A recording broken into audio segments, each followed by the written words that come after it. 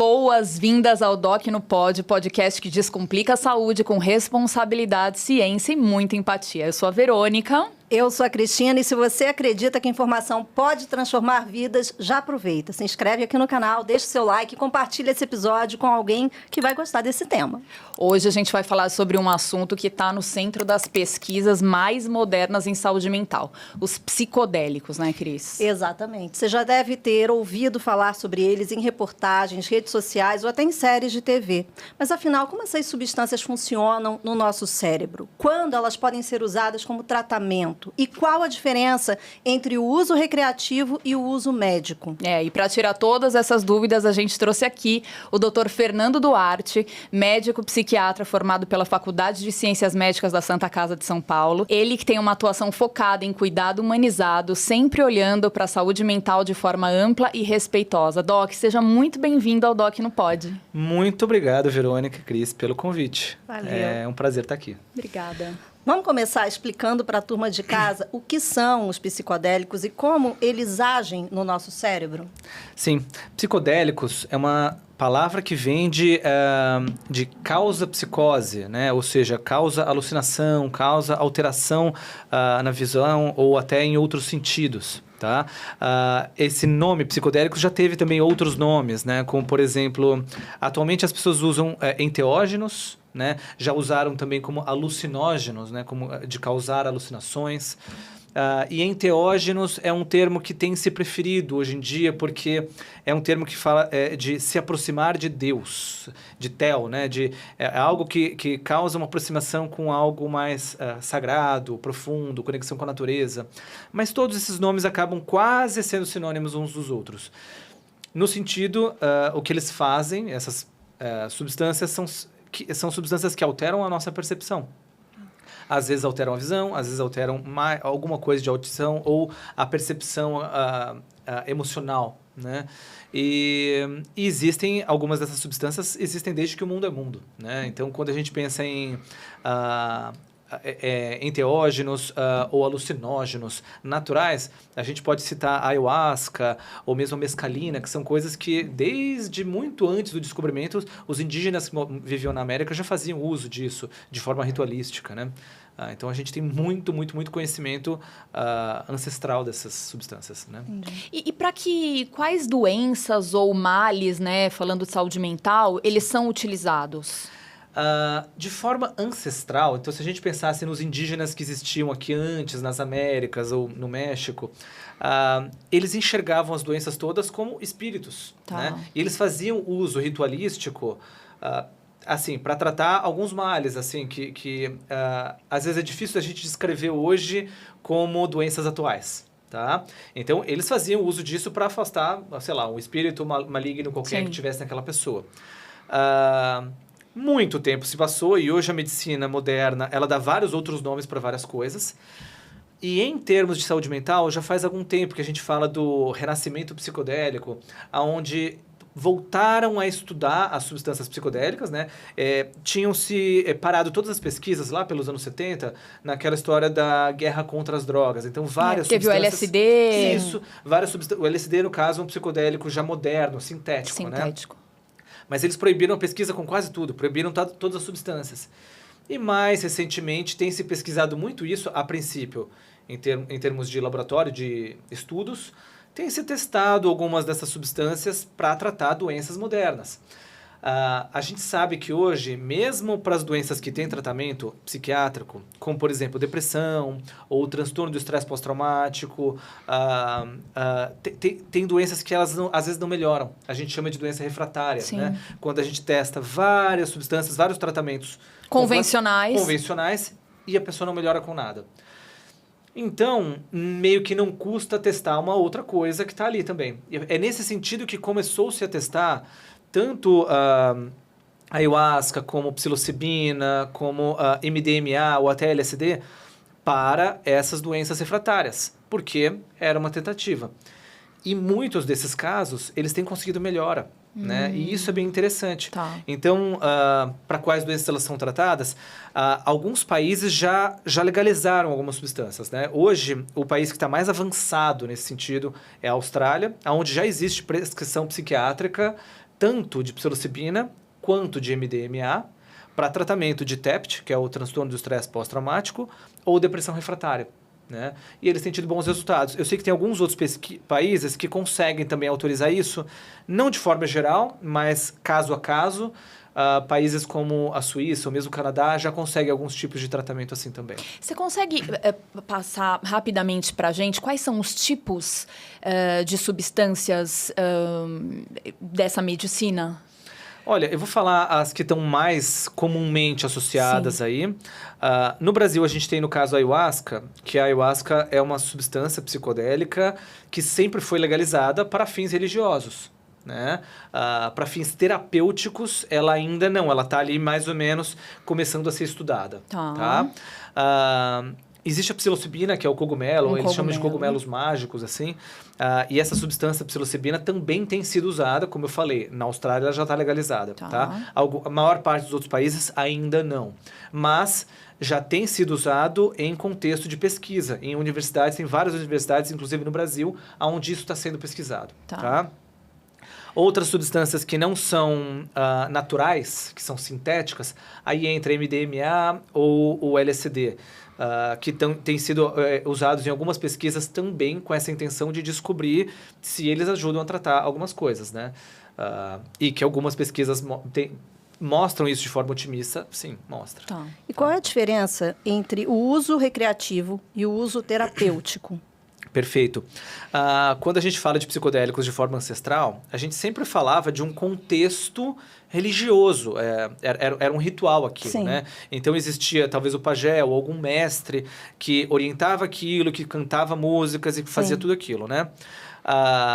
Quando a gente já começa a falar de psicodélicos mais modernos, tipo LSD ou MDMA, muita gente já usa isso de forma recreativa, ou seja, não tem um contexto, não tem alguém cuidando, não é necessariamente uma terapia. Às vezes a pessoa nem usa com a intenção de tratar nada. Ela usa numa festa, para se divertir, só pela viagem. Às vezes não tem nenhum contexto com isso.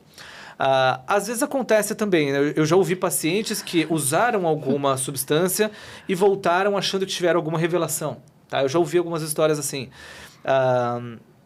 E pelo menos quando a gente fala de LSD ou MDMA, tem muito mais o uso recreativo disso do que o uso terapêutico que vem sido estudado mais recentemente. Tá?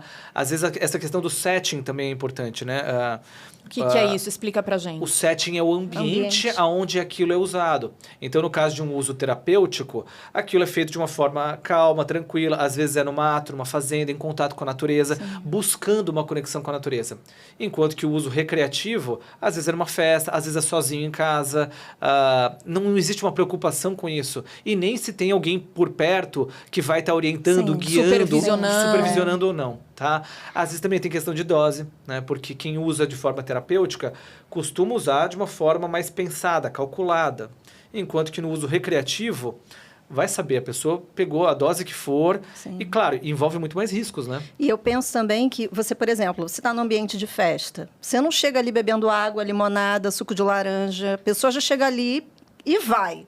Tomando e aí, álcool. Exatamente. Então, assim, tudo claro. muda, porque a cabeça da gente também já sai de uma consciência 100%, né? O álcool dá uma... Isso, e o álcool acaba sendo claramente uma das drogas que mais faz mal, né? Onde as pessoas seguem usando, às vezes também sem controle nenhum, e tendo inúmeras consequências a respeito disso. E né? ainda fazendo essas associações, né? Misturando o álcool com um psicodélico, né? É perigoso. É perigoso. E isso é o tipo de coisa que acontece no ambiente recreativo, né? Onde as pessoas misturam um pouco de tudo, sem controle nenhum, coisa que no ambiente terapêutico não ia ter a mesma mistura, né? A coisa ia ser feita de forma controlada. Uma coisa que é bem comum também para fins terapêuticos é existir a sessão de integração, né? Onde a gente relembra o que aconteceu na sessão terapêutica e tenta integrar aquilo, dar um significado para aquilo, para a vida da pessoa, né? Coisa que no uso recreativo, talvez ela até tenha uma experiência positiva, bonita, sei lá o quê, mas aquilo se perde depois. Ou seja, o uso recreativo queima o filme do uso terapêutico do negócio. Se a gente for usar o português bem claro, não é isso, doutor? É mais ou menos isso mesmo, né? E é por isso que eu não estou aqui defendendo o uso recreativo de nada. As pessoas nem precisam da minha defesa para isso. As pessoas vão seguir usando independente de qualquer opinião minha. Mas que existe um papel terapêutico dessas substâncias, existe. E talvez seja muito promissor, talvez seja uma grande mudança na psiquiatria ou na terapia que a gente tenha tido mais recentemente. Embora isso ainda não esteja legalizado. Né? Falando nisso, quais são as perspectivas disso chegar no Brasil de maneira oficial? Olha, que já tenha pesquisas no Brasil com psicodélicos, já tem. Então, várias das universidades em vários estados do Brasil já pesquisam isso, seja psilocibina, seja ayahuasca. Que a ayahuasca é uma substância legal, psilocibina ainda não, mas para fins de pesquisa já tem. Eu acredito que para isso ser legalizado como tratamento no Brasil, a gente precisa aprofundar mais alguns temas, como, por exemplo, a segurança. Né? Ter certeza de que essas substâncias não causam dependência, por exemplo, como o álcool, né? Ou cocaína, ou qualquer outra substância mais perigosa. E quanto a isso, a gente já tem bastante segurança, né? No caso, a ayahuasca, eu nunca nem ouvi falar de alguém que tenha ficado dependente de ayahuasca, ou mesmo o uso recreativo de ayahuasca, eu também nunca nem ouvi falar. E outros psicodélicos, se a gente pensasse psilocibina, MDMA, o LSD, também a gente acaba não ouvindo muitas histórias de causar dependência. Mas isso precisa estar registrado, precisa ter muito mais controle de que essas substâncias não causam dependência, não causam outras doenças, o perigo que se teria de associar isso com outras medicações, seja medicação para colesterol, pressão alta. Então, ou até mesmo antidepressivos, porque a pessoa está passando por um processo de tratamento convencional e aí vai participar de um ritual. Então, provavelmente, para isso ser legalizado, a gente vai ter que ter muito mais segurança em todos esses aspectos. Criar protocolos mesmo. Criar protocolos de saber que a medicação é segura. Uma vez que ela é segura, já começa a ficar mais fácil da gente conseguir autorizar uma coisa assim. Tá. Mas, por exemplo, na Austrália, né, que você disse que está bem avançado lá, inclusive médicos receitando para esses transtornos todos que você disse. Tem alguém que não pode usar? Tem contraindicações? Tem. Um dos maiores riscos que a gente sabe dos psicodélicos está exatamente em doenças mentais que evoluem em crises psicóticas, especialmente esquizofrenia e transtorno bipolar, tá? Porque quem tem esquizofrenia ou transtorno bipolar, ao tomar um psicodélico, pode ali deflagrar uma crise. E essa crise pode sim ser difícil de controlar. Então, em geral, quem tem essas doenças, a gente já nem recomenda que tente de jeito nenhum fazer o uso de alguma dessas substâncias. Ainda que a pessoa tenha depressão junto, é meio arriscado demais usar um psicodélico e fazer que a pessoa entre numa nova crise e, de repente, causar uma internação. Tá? Esse é o maior risco dos psicodélicos. Mesmo em quem nunca teve uma crise dessas, tá? Então, vamos pensar uma pessoa jovem, mas que tem um irmão, um parente de primeiro grau, que tem esquizofrenia ou transtorno bipolar. Mas que nunca percebeu que teve, exato, né? Que essa pessoa está em risco. Tá? Mesmo para essa pessoa, usar uma outra substância que pode tirar ela do eixo, às vezes mesmo maconha, por exemplo, às vezes um uso de droga assim já pode promover uma crise e pode ser difícil de controlar. Ou desencadear também alguma coisa, alguma doença. Exato. Nesse sentido. No caso da ayahuasca, eu sei que ela também existe algum risco cardíaco, então pessoas que são cardiopatas também têm risco ali, tá?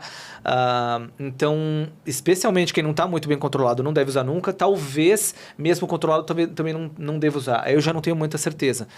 Mas existem alguns riscos dessas substâncias. Tá? No caso de doença mental, é onde eu coloco a maior restrição. Tá. Tem duas perguntas. A primeira, você mencionou jovem. Você enfatizou a pessoa jovem. Tem limite de idade para começar um tratamento, de repente? Para você ver, a gente ainda nem tem esse tratamento legalizado, né?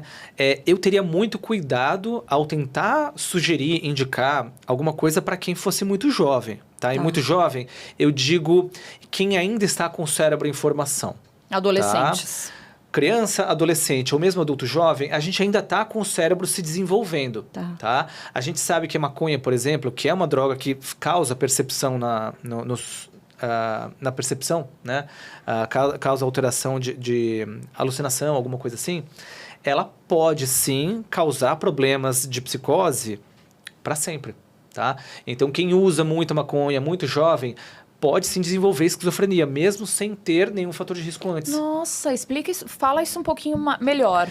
Isso nem é uma coisa tão recente, tá? Mas não é muito falado, né, Doc? Mas assim, a maconha, por exemplo, em quem é usado muito frequentemente, muito jovem, pode causar problemas para a vida.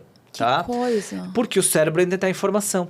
Quem já tem o cérebro mais formado, ou seja, adultos mais velhos, sei lá, acima de 30 ou 40 anos, provavelmente não tem esse problema do cérebro estar em desenvolvimento. E provavelmente para essas pessoas tem um risco muito, muito menor, tá? De causar alguma alteração no desenvolvimento. Por causa disso, eu teria muito receio de prescrever ou de indicar algum desses tratamentos para quem fosse muito jovem, crianças ou adolescentes. Mas a gente também sempre pesa prós e contras. Então, se a gente pega uma ideação suicida muito grave, tá? A gente sabe que algumas das substâncias psicodélicas, como por exemplo a cetamina, que tem sido usada também no Brasil já, ela às vezes consegue remitir completamente uma ideação suicida com apenas um uso, sabe? E às vezes essa melhora, ela é duradoura. Então, dependendo do quadro, eu não teria tanto pudor de usar, de indicar uma dessas substâncias. Mas a ketamina, ela é legalizada no Brasil, né? Ela é legalizada porque ela já existia há anos como anestésico, tá? Ela não existia para fins psiquiátricos. Mas agora, sim, ela está autorizada para fins psiquiátricos. Ela só pode ser usada, como ela é uma medicação endovenosa, ela tem que ser usada em algum ambiente que tenha um suporte para isso. Controlado. Então tem que ter desfibrilador, tem que ter carrinho de parada. Caso aconteça algum problema, a gente tem como cuidar da pessoa ali. É isso. Pergunta. Tem gente que considera isso só droga, né? Você acha que tem um pré-conceito, até por falta da informação com relação a isso. Seria Claro. um dos maiores mitos, você diria? Acho que sim. Até porque quando você fala, nossa, tem gente que considera isso só droga, a primeira pessoa que me vem na minha cabeça é minha mãe mesmo. Que ela pega e fala assim, o quê? Ayahuasca? Uma coisa que faz a gente vomitar, que faz a gente ver as coisas tudo colorida. Isso é droga, isso tá errado, ponto final. E eu, pelo menos, nunca consegui convencer a minha mãe que isso teria uma finalidade terapêutica, tá? E eu acho que o parâmetro que ela usa, que é de dar náusea ou fazer a visão ficar turva, a gente pode usar esse paralelo para várias outras coisas. A quimioterapia também dá náusea. Mas, para alguns casos, ela é ótima. O álcool que você tem na mesa de sábado e domingo nos almoços e jantares está Às rodando vezes na também, cara da criança e está todo exatamente. mundo achando normal. E isso eu acho que faz muito mais mal o álcool do que qualquer uma dessas outras substâncias. Mas sim, tem gente que só olha para isso como uma coisa má, que faz mal e ponto final. Também acho que as pessoas tendem a olhar com maus olhos para a ayahuasca, por exemplo, por motivos históricos. Tá? Porque isso existia aqui nos povos originários, indígenas, há muito tempo, tá? Muito antes do descobrimento, né? Mas aqui no Brasil, antes do descobrimento, o pessoal fazia uso disso de forma natural, sem muito problema. Enquanto que na Europa, não existia esse tipo de psicodélico lá. Lá, o que eles usavam era álcool. E o álcool, inclusive, num contexto religioso. Assim que teve o descobrimento, o que acabou acontecendo é que essas outras substâncias foram todas demonizadas, como se fosse uma coisa, sei lá, do demônio mesmo, sabe? Que não tinha nada a ver com Deus. Deus gostava de álcool, né? Basicamente era isso. Então, de alguma forma, isso fica um pouco até hoje, sabe? Das pessoas acharem que aquilo não é bom, não faz bem, é horrível. E não é bem assim. Hoje a gente entende que, pelo menos, para algumas finalidades, isso é muito bom, né? E os psicodélicos, eles têm no cérebro um pouco dessa coisa de produzir sensações que não seriam produzidas de outra forma, tá? No caso de alterações visuais, isso é muito claro, da pessoa enxergar coisas ou coloridos de forma diferente. E, às vezes, ela promove realmente a sinaptogênese, né? Ela promove ligações sinápticas novas, né? Associações novas que não tinham antes. Então, talvez seja até assim que a gente consegue produzir novas formas de pensar a vida, né? Mas e a questão da dependência nisso? Como é que você vê? Bom, a princípio existe o risco de dependência, tá? Psicológica, não química. Ou ambas. Esse tipo de diferença, às vezes, a gente já nem usa mais tanto, tá bom? Porque as coisas se misturam demais. Tá. Né? No caso de... Antes falavam muito de dependência física ou psicológica, né? Química ou psicológica. Mas as coisas são muito misturadas. A dependência acaba sendo mais ou menos parecida. Como eu falei antes, a ayahuasca, eu nunca vi isso causar dependência. Eu nunca nem ouvi falar, sabe? Das pessoas usarem com muita frequência. Até porque também causa sintomas desagradáveis, né? Tipo náusea ou diarreia. Outros psicodélicos, a gente também não costuma ver tanto isso, até porque são substâncias que induzem a própria dependência, a própria tolerância, tá? Então, a pessoa usa e ela, no dia seguinte, faz um efeito muito menor, e muito menor, e muito menor, e daí a pessoa para de usar, tá? Então, não é comum a gente ver tanta dependência em uso de psicodélicos, tá? É bem diferente do uso de álcool, ou de estimulantes, né? Cocaína, heroína, alguma coisa assim, né? Pera, eu estava achando que estava tudo no mesmo pacote. Não está. Não está. Vamos clarear isso para a turma de casa? Tá. A gente costuma falar das substâncias todas em mais ou menos três categorias, que são as substâncias que são depressoras do sistema nervoso central, as que são estimulantes do sistema nervoso central e as que são perturbadoras do sistema nervoso central, tá? Entre os depressores, os mais famosos é o álcool, né, que é, enfim, legalizado, mas também tem diazepam, o clonazepam, o bromazepam, tem vários calmantes que também entram aí, né? Os estimulantes, né, tem vários famosos, no caso, cocaína é um estimulante, as anfetaminas também são usadas para alguns tratamentos, mas também estão lá nos estimulantes. Tem outras substâncias que estão aí no meio do caminho, que são perturbadoras, e às vezes tem um pouquinho de ação estimulante ou um pouquinho de ação depressora, tá? Mas dos perturbadores, talvez o mais famoso seja o LSD, ou mesmo a psilocibina, ou mescalina. A própria maconha tem um pouco de ação perturbadora e um pouco de ação depressiva, tá? Entre esses perturbadores do sistema nervoso central, no caso, se a gente pensasse alucinógenos, como LSD, né? A gente não costuma ver tanto caso de dependência disso. A gente acaba vendo mais dependência dos estimulantes. Então, quando a pessoa usa junto uma anfetamina, alguma coisa, aí sim tem mais dependência, tá? É o mais comum da gente ver. Interessante isso. Muito bacana. Falando da ayahuasca, Doc, a gente sabe que existem, enfim, eu nem sei o nome, mas existem grupos, né, que se encontram regularmente para os rituais. Isso. Né, que eles falam consagrar, né, a ayahuasca. Isso, exatamente. Explica pra gente um pouquinho como é que funciona. Isso eu tô perguntando aqui como curiosidade de cultura brasileira mesmo.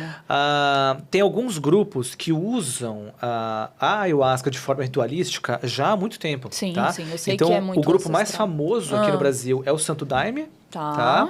Que eles fazem uso ritualístico disso e eles costumam ter, inclusive, encontros quinzenais onde eles usam isso e tem todo o ritual envolvido. O outro grupo brasileiro que também é muito famoso é a União do Vegetal, né? A UDV, tá? Esses são, até onde eu sei, os grupos mais famosos que tem. E que isso começou na Amazônia, mas já tem no Brasil inteiro, você encontra gente que usa isso de forma ritualística. A própria União do Vegetal, a UDV, acabou tendo vários mini-grupos que foram se dissociando deles e fazendo uso ritualístico disso. Basicamente, eles têm lá a receita de como fazer a ayahuasca, né? Que você tem que uma pegar... raiz, né? É uma raiz de uma folha, onde você bota isso junto e bota água e ferve. E é o que sai disso que acaba sendo a ayahuasca, tá? E até onde eu sei é isso. As pessoas acabam usando isso de forma mais ou menos quinzenal nesses grupos, porque tem toda a ideia do cérebro ou do corpo se recuperar do último uso para permitir o próximo uso, né? Até onde eu sei. E não tem limite de quanto pode tomar e... Olha, quantas vezes por ano? Acho que não, até porque tem gente que faz uso disso há décadas, né? De 15 em 15 dias, há muito tempo. Até onde eu sei, eles não colocam muito o limite de um uso, né? O que se sabe é que se a pessoa toma muito num único ritual, provavelmente ela vai vomitar muito, né? Ou ela vai ter muita diarreia, alguma dessas coisas. Mas eu nunca ouvi falar sobre ter algum uso que fosse muito perigoso, né? Dependendo da dose, ou disso causa dependência. Então, esse tipo de risco não parece ser a maior preocupação deles mesmo, né? Como que pode ser o futuro dos psicodélicos na medicina? Como que você enxerga isso? Eu tenho a impressão de que, com o passar dos próximos anos, uma vez que os estudos forem comprovando a segurança ou a eficácia desses psicodélicos, isso vai passar a estar mais presente nos tratamentos, como um leque de opção para tratamento das doenças.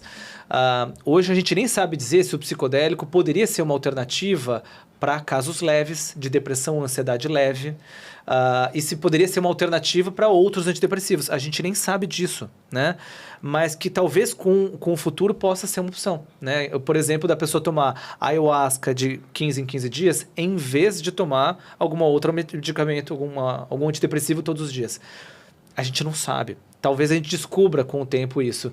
E o próprio tipo de jeito de tratamento com psicodélicos que tem a ver com você entrar em contato com alguma experiência, um trauma anterior e resolver isso, talvez isso mude um pouco o jeito que a gente tem de ver as substâncias. Onde normalmente a gente usa os antidepressivos ou os antipsicóticos apenas como uma forma de bloquear o sintoma, bloquear a ansiedade, a angústia, a tristeza envolvidos. E com psicodélicos talvez a gente olhe de outra forma, como querer acessar aquela memória ou querer trabalhar o processo. Então eu fico imaginando que a gente vai olhar para esse tratamento com psicodélico de uma forma talvez mais aliada à psicoterapia. Muito legal. Maravilha. Bom, chegamos à hora... A gente tem um quadro fixo aqui, tá? Que é o shot do Doc. São 3 perguntinhas rapidinhas e a primeira coisa que vier à sua cabeça. Tá bom. Psicodélicos em uma palavra. Revolução? O maior mito sobre psicodélicos que você gostaria de ver eliminado? Em uma palavra? Não precisa ser em uma palavra. O maior mito. De que só faz mal. Isso eu gostaria que fosse eliminado. Pode fazer mal, pode fazer muito bem. Então, o mito de que isso é uma droga tal. Eu lembro de professores meus da faculdade falando dessa forma, de que aquilo simplesmente não prestava nunca e tinha que ser eliminado do planeta. Eu discordo completamente disso hoje. Que tem riscos, tem. Mas várias outras medicações psiquiátricas também têm riscos e a gente usa. Eu acho que tem que ser mais uma ferramenta pra gente. Perfeito. E uma dica prática que as pessoas, os amigos de casa possam fazer pela saúde mental. Dica prática? Do dia a dia, assim, que a pessoa pode... Faça uma atividade física, tá? É uma das maiores coisas que a gente sabe que melhora, previne quase toda doença mental, ajuda no tratamento de quase toda doença mental. A gente não fala disso o suficiente. Tem muita gente sedentária o tempo todo em casa mesmo. Sério, faça uma atividade física. Bora com botar certeza, o corpinho pra jogo, com certeza, gente. das melhores coisas que eu posso orientar, prescrever. É isso. Façam, vai fazer muito bem. Joia. Valeu. Doc, confesso que eu fiquei impressionada com esse tema. Olha, obrigada por compartilhar tanto, de uma maneira tão leve, tão didática, para todo mundo poder entender. Foi muito bacana. Obrigada mesmo, Doc. Valeu Obrigado a presença. pelo convite. Obrigada. E para você... Fala, pode falar. Eu volto sempre que vocês me chamarem, tá? Volta, a gente já tem mais três episódios aqui. Maravilha. Se inscreve no canal, deixa seu like e compartilha esse episódio com alguém que pode se beneficiar desse assunto. Setembro Amarelo tá aí e a gente precisa falar sobre saúde mental mais do que nunca, né, Cris? Opa, e se precisa. E lembra de seguir a gente no Insta, Doc no Pod, porque por lá tem muito conteúdo todos os dias e você também pode deixar a sua sugestão de temas e convidados. É isso, a gente adora quando vocês participam. Até semana que vem e se cuida. Tchau, gente. Da semana que vem. Tchau, tchau.